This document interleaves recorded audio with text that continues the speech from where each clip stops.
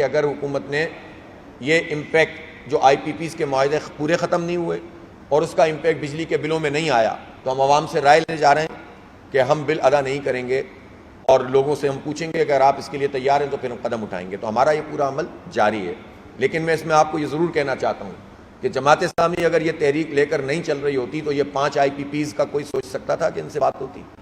اور یہ جو پنجاب میں صرف انہوں نے 14 روپے 2 مہینے بجلی کے بل کم کیے تھے تو وہ بھی اس پریشر میں کیے تھے نا، پولیٹیکل پریشر ہوتا ہے تو یہ لوگ کچھ کرتے ہیں نا، باقی کون پوچھ رہا ہے؟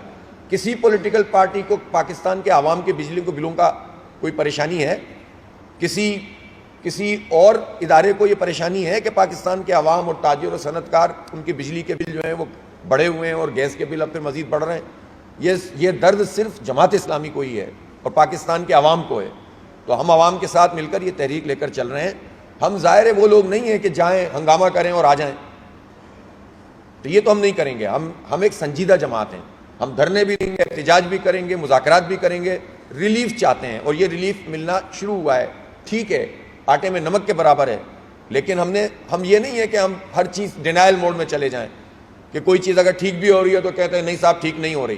ہم یہ سمجھتے ہیں کہ یہ پیش رفت ہے، اس کا کریڈٹ پاکستان کے عوام کو جاتا ہے، جماعت اسلامی کے ورکرز کو جاتا ہے، اور ہم اس کا تعاقب جاری رکھیں گے، اور اللہ نے چاہا تو پاکستان کے عوام کو مزید ریلیف دلوائیں گے انشاءاللہ۔ ایک پولیٹیکل پارٹی کیا کرے گی؟ جلسہ کرے گی، احتجاج کرے گی، دھرنا دے گی، مظاہرے کرے گی اور بات چیت کرے گی، اور اپنا پوری ڈیٹیل میں ورکنگ کر کے حکومت سے کو سامنے پیش کرے گی۔ تو جماعت اسلامی ان تمام تقاضوں کو پورا کر رہی ہے۔ ہم صرف سیاسی پولیٹیکل پوائنٹ اسکورنگ کر کے بھاگتے نہیں ہیں، غائب نہیں ہو جاتے، موجود رہتے ہیں الحمدللہ۔ جی، کارکنوں کے ساتھ موجود رہتے ہیں۔ نہیں، افسوسناک ہے، اور بہت سارے اس میں مسئلے ہیں۔ ایک تو جو وکٹ اس طرح کی بنائی گئی ہے وہ، دوسرا یہ کہ ٹیم کی سلیکشن سے لے کر پوری ایک مطلب ظاہر پورا مسئلہ کلیتاً دیکھنے کی ضرورت ہے۔ جیسا جو کام ہے ان لوگوں کو سپرد ہونا چاہیے۔ اب ہمارے آج کل یہ نقوی صاحب ہی ہیں، اب بتائیے نقوی صاحب کیا کیا کریں، ایک بیچارہ نقوی کیا کیا کرے؟ تو اس لیے جو ہے وہ ان کو خود ہی چاہیے کہ وہ اب تو اعلان کریں، بلکہ ان کو بجائے اس کے کہ مطالبہ زور پکڑے انہیں استعفیٰ دینا چاہیے، اور یہ پاکستان بورڈ اور پاکستان کرکٹ کا سنجیدگی سے نوٹس لینا چاہیے، اور پاکستان کو ایک بہت اچھے کپتان کی ضرورت ہے۔ بار بار یہ بات کہہ رہا ہوں، مسئلہ یہ ہوتا ہے کہ آپ اگر ٹھیک بات کریں تو لوگ اس کو بھی زبانوں، نسلوں، برادریوں، قوموں پہ لے جاتے ہیں۔ پاکستان کو اچھے کپتان کی ضرورت ہے، اور وہ اچھا کپتان ہی پاکستان کی ٹیم کو 2-3 سال ریبلڈ کرے، اور پھر اس کے بعد کسی یوتھ کے نئے لڑکے کے حوالے کرے، تب جا کے مسئلہ حل ہوگا۔ بہرحال پورا انفراسٹرکچر، پوری مینجمنٹ، کمیٹیز، بورڈ، یہ سارے ذمہ دار ہیں اس بات کے، اور یہ بہت افسوسناک ہے کہ جو کچھ ہو رہا ہے۔ چاہے ایک پروسیس ہے کسی بھی پارٹی کو بین کرنے کا پاکستان میں آئینی طور پر، کیا اس پروسیس کو اڈاپٹ کیا گیا ہے؟ نہیں کیا گیا۔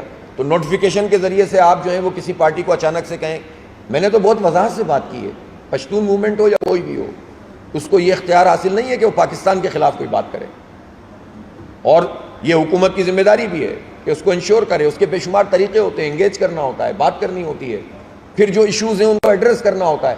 صرف سنگل ٹریک تو نہیں ہوتا کہ بس آپ یہ دیکھیں کہ ایک پارٹی یہ بات کر رہی ہے آؤ چل دیں۔